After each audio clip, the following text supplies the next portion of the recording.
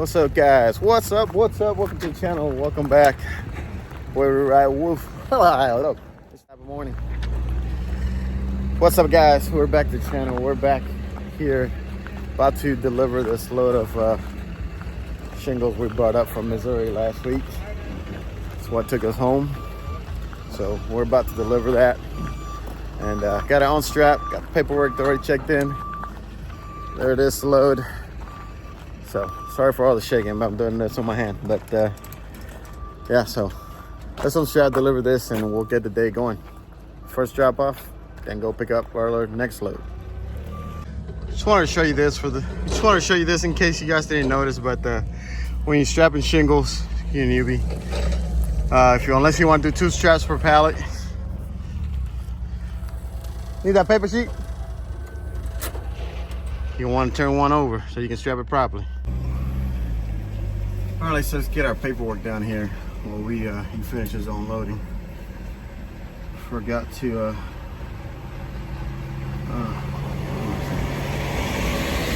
do my monthly dust. Oh, you only got one more to go. And we'll do this quick. Turn in our paperwork and get out of here. We're gonna go to towards Birmingham to pick up our next load, so I'll catch you guys back up there. All right, paperwork sent. We're backing up here. Just kind of doing a little maneuver so we can get out of this parking lot. But we're headed to pick up some steel. Close these windows now. Sorry for shaking. But we're headed to pick up some steel in Northport, Alabama, and we are headed to Wisconsin with that one. Booked the last week. It's kind of what I saw. Fuel is down this week, so that's a good thing. Already fueled up for the trip. I don't know. It's a good call or not, but we got that load and we got our reload after that. Same day pickup and drop off on Thursday out of Indiana, Southport, Indiana. We've done one of those before. I tried to record those too, but that's what we got so far, guys. I've seen some rates and some good loads coming out of Alabama. Maybe I could have done the same thing and stayed close, going through North Carolina and stuff. But again, it's one of those things. You never know what you're gonna have right now in these days. So I'll pick up what I can, what I see, and I'll wait as long as I'm patiently or instantly can't wait, and then just pick what I see on the board if I have to keep going. But we're gonna get going here, guys, and I'll catch you guys up in a little bit. We're here to pick up. About to go pull door 1. These guys can take a minute to get loaded, so we'll see how long we take today. We got a driver in front of us as well. TSH in the middle lane. They got 3 lanes, but he told me door 1. They just started loading this guy. I think he's trying to double check, but TSH just pulled forward over there in that middle lane. Sorry, this windshield's dusty. But yeah, sit here and wait, see how long it's gonna take. Our appointment's technically not till 2:30, so it is. But we got here about 1:10, and it is 1:19 now. We're at the door, so I'm usually here 2 hours. This is one of the places, if you've been here before the load, you know what I mean. But you're definitely here for a good. Let me straighten you guys out a little bit. I feel tilted. You know, I want to be a little perfectionist here, but it's a little better, right? You guys a little more balanced out. But if you haven't been in a place like this, they take a good, you'll definitely be here at least 2 hours between going through the lane to get loaded at either each particular lane station or whatever.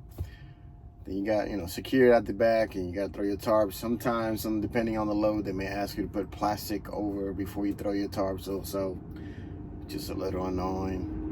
Most of the time, they don't. But this is one of the places you want to have edge protectors. So I got some edge protectors. I got a piece of carpet that, not carpet, I got a blanket. I got pieces of old tarp that I've actually grabbed from here like a year and a half ago. They had a bunch of them left over, like a bunch of thrown around pieces of tarp, and I used those to protect my tarp. But those steel poles, they're squares around. They're very, very, very, very sharp at the edge.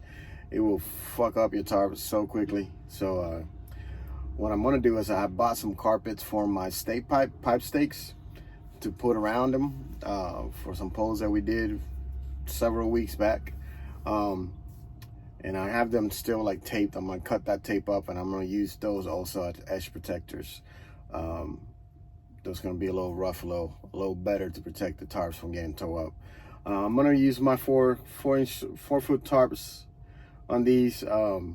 And if you guys seen some of those, those tarps, that material, it's the light ones that we get from TSH.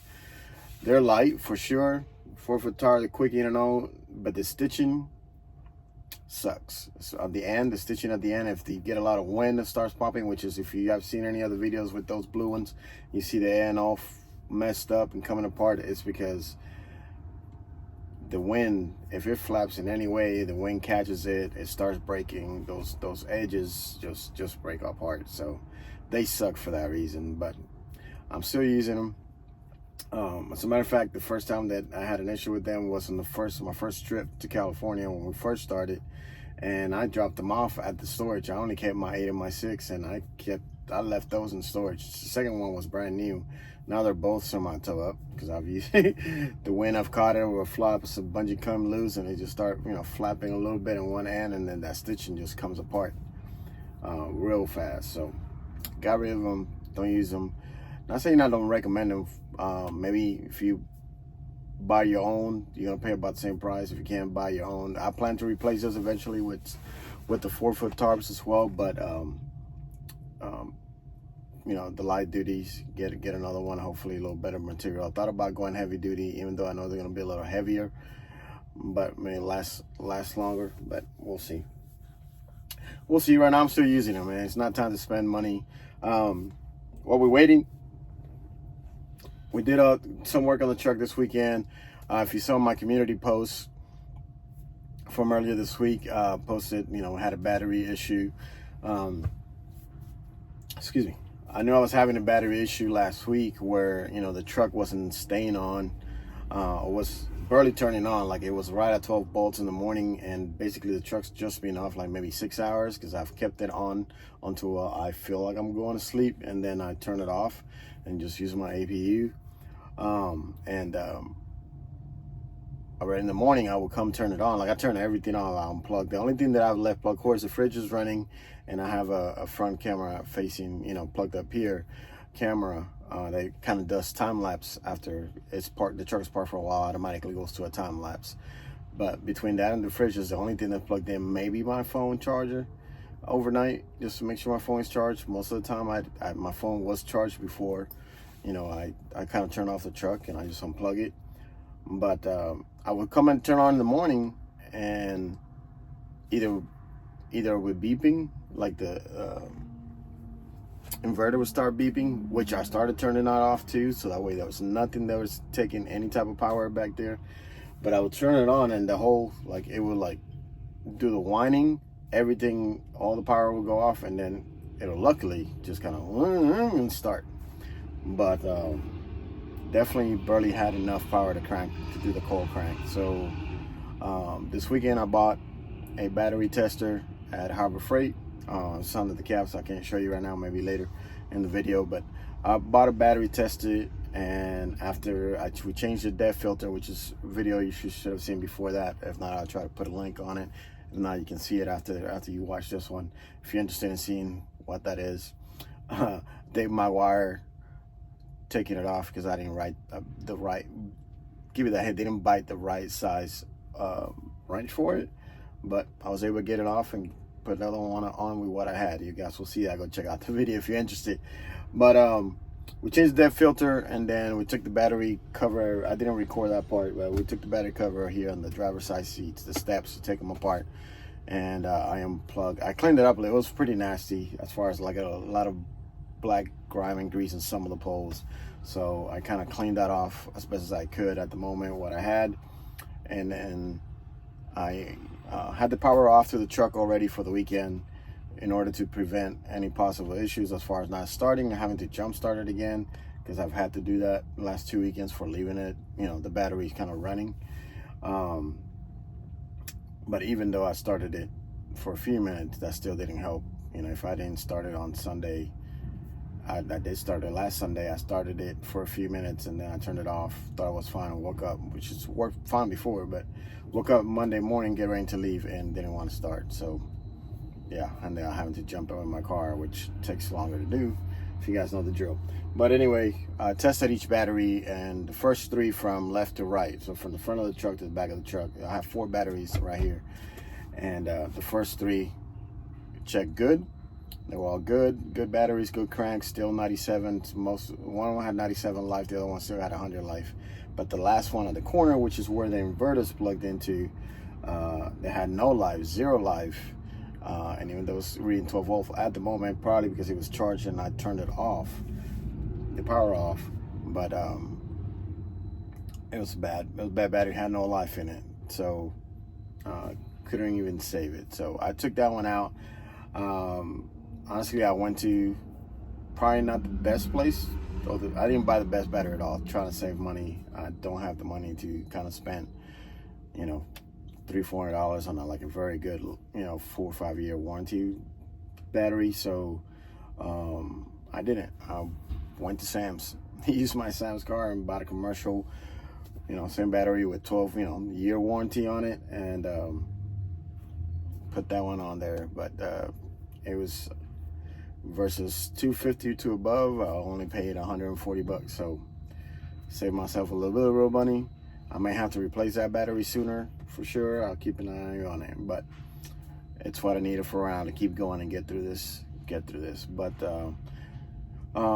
yeah, we had to do that too this weekend. So the battery got replaced, the DEF filter came in, and got that changed. I actually did not buy straight from Cummins, so that DEF filter is, I remember Kenworth quoted me $189 for the DEF filter, and you guys will see the video if you go watch it. It's just a little thing.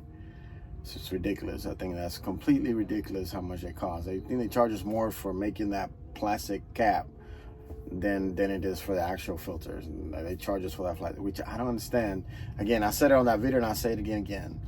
If you know why we can't use the same plastic cap cover that we already have, why can't they sell that apart and just sell the filter?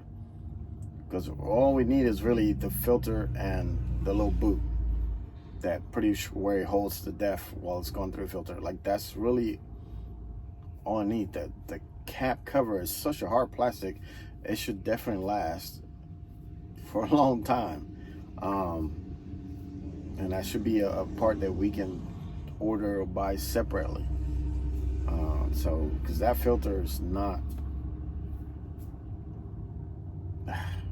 it's just annoying. That was an annoying part to buy, because no, I didn't pay the dealer price. I got it cheaper, but I got the original parts with everything, and the little glue, the little seal liquid and everything. So it was the original part in the original box, and it had the part on the Cummins and all that. So it was definitely all original, but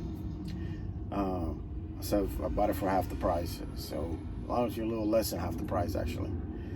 But yeah, it was just annoying.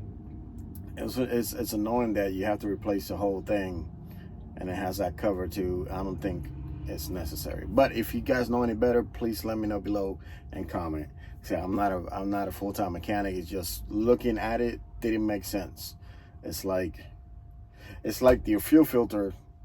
Like if you had to change, buy not only the filter, which you buy individually, but you had to change that plastic cover every time. Like they sell you the whole thing, the plastic cover and the filter, and that was a kit, and you could buy it separately. You just, they're gonna charge you double or triple because it comes together and it's more than one piece.